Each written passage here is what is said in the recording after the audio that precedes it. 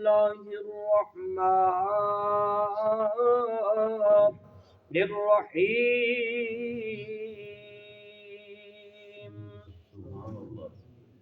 وقضينا إليه ذلك الأمر أن دابر هؤلاء مقطوع مصبحين. وجاء أهل المدينة يستبشرون قال إن هؤلاء ضيفي فلا تفضحون واتقوا الله ولا تخزون. قالوا أولم ننهك عن العالمين قال إن هؤلاء بناتي إن كنتم فاعلين لعمرك إنهم لفي سكرتهم يعمهون.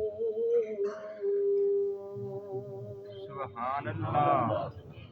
اللہ پاک فرمایا وقضینا، اور ہم نے مطلع کیا، ہم نے بتلا دیا الیہ، اس کو یعنی لوط علیہ السلام کو، ذالک الامر، اس امر، اس حکم کے متعلق، انا، یہ کہ دابرہ، جڑھ، ہاؤلائے، ان لوگوں کی، مقطوع، قطع کی جائے گی، مصبحین، جب یہ لوگ صبح کر رہے ہوں گے.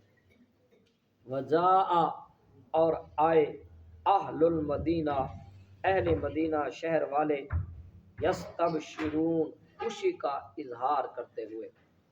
قال، کہا لوط علیہ السلام نے، انا، بے شک، ہاؤلاء، یہ لوگ، ضیفی، میرے مہمان ہیں، فلا تفضحون، تو تم مجھے شرمندہ نہ کرو، واتقوا اللہ، اور ڈرو اللہ سے، ولا تخزون، اور مجھے بے آبرو نہ کرو. قالوا، وہ بولے، اولم، کیا نہیں، ننہکا، ہم نے منع کیا تھا اے لوط آپ کو، عن العالمین، لوگوں کو ٹھہرانے سے. قال، لوط علیہ السلام نے کہا، ہاؤلاء، یہ، بناتی، میری قوم کی بیٹیاں ہیں، ان کنتم، ان کے ساتھ، قوم کی عورتوں کے ساتھ نکاح کر لو، ان کنتم، اگر تم ہو، فاعلین، کچھ کرنے والے.